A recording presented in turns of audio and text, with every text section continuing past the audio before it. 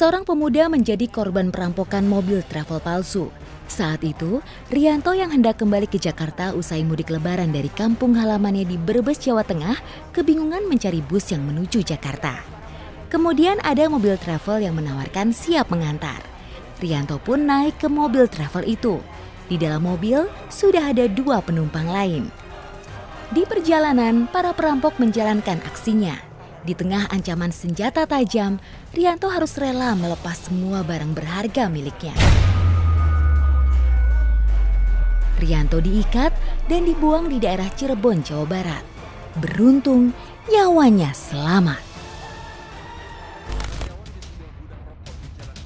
Seorang petugas keamanan di Solo, Jawa Tengah dibunuh oleh rampok yang menyatroni gudang tempatnya bekerja. Para perampok berhasil membawa brankas berisi uang 270 juta rupiah. Berdasarkan hasil identifikasi kepolisian, perampok berjumlah sedikitnya 4 orang. Korban tewas akibat luka sabetan senjata tajam para perampok. Tindak pidana, ini patut diduga adalah 365 ya. Karena korbannya ini satpam meninggal dunia di TKP. 2 orang perampok beraksi di siang hari. Peristiwa itu terjadi di Ciputat, Tangerang Selatan. Perampok berhasil masuk ke dalam rumah setelah mencongkel kaca jendela. Seorang wanita yang berhasil memergoki aksinya kemudian diancam dengan senjata tajam. Enggak sih, ditendang doang katanya. Tapi ada barang-barang yang hilang. Kalau aku kalung. Kalung terus? Baru kalung itu aja sih. Seharga berapa kalungnya? 8 juta. 2 orang perampok bersenjata api beraksi di sebuah toko emas di kota Tangerang. Perampok berhasil menggasak 500 gram emas setelah menembak kaki seorang penjaga keamanan. Peristiwa itu terjadi di Pasar Kemis, kota Tangerang.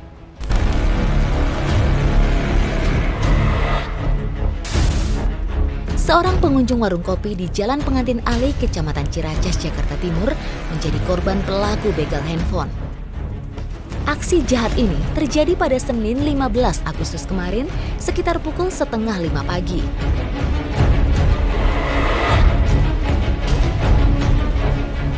Beruntung handphone korban gagal dirampas. Korban selamat dari maut walau mengalami luka akibat senjata tajam pada bagian lengan kiri. Kamera amatir warga merekam saat polisi dan warga mengepung pelaku perampokan yang berada di dalam toko gadai. Perampok menyatroni sebuah pegadaian dan menyandra 2 orang wanita karyawan di pegadaian itu. Beruntung, warga memergoki aksinya dan perampok yang belum sempat menjalankan aksinya dibekuk oleh warga dan kepolisian. 4 orang kawanan perampok bersenjata api merampas tas salah seorang karyawan yang hendak masuk ke kantornya. Peristiwa yang terjadi di jalan raya itu terekam kamera CCTV. Dalam aksinya, perampok yang menggunakan 2 sepeda motor langsung merampas tas berisi uang 561 juta yang dibawa oleh korban. Kemudian perampok melepaskan tembakan untuk menakut-nakuti warga. Uang senilai 561 juta pun raib dibawa kabur kawanan perampok.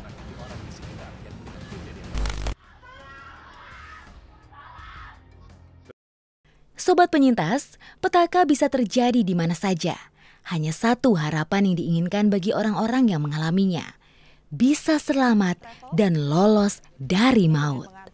Tapi bila takdir berkata lain, maka nyawa di dalam raga akan pergi untuk selamanya. Seperti para korban perampokan, di bawah ancaman senjata tajam, mereka harus berjuang untuk mempertaruhkan harta dan jiwa. Ada yang meregang nyawa, dan ada yang rela melepas harta demi keselamatan.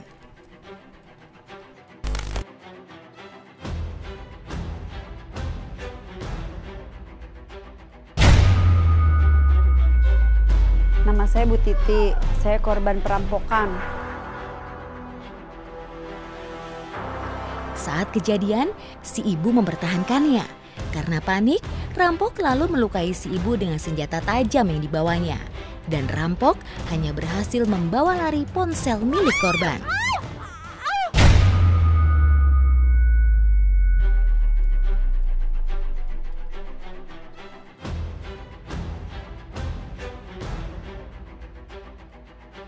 Saya pulang dagang lewat gang sempit yang biasa saya lewatin.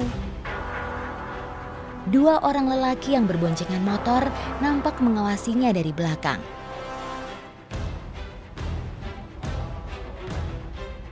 Titi mulai merasa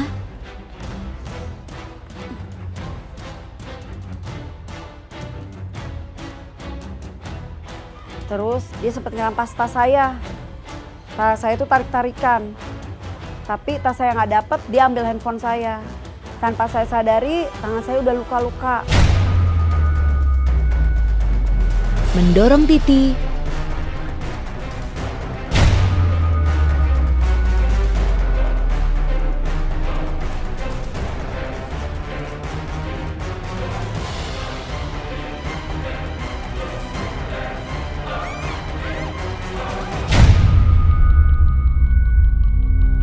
Tidak hanya itu, pelaku juga merebut ponsel.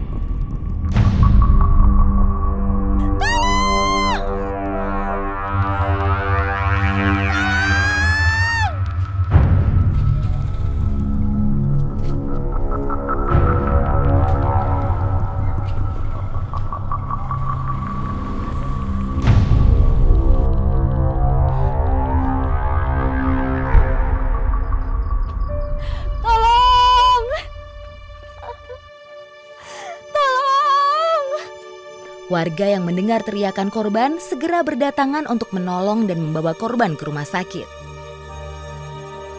Saya ditolongin pakai P3K. Nah, pertolongan pertama dari ibu, akhirnya saya dibawa ke rumah sakit.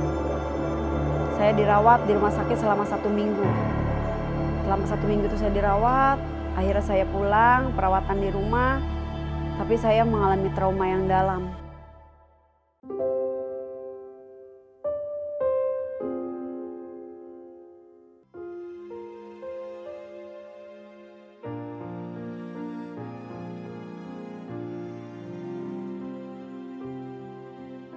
Lebih baik saya muter, biarin deh, nggak apa-apa. Alhamdulillahnya nggak sampai merenggut nyawa saya.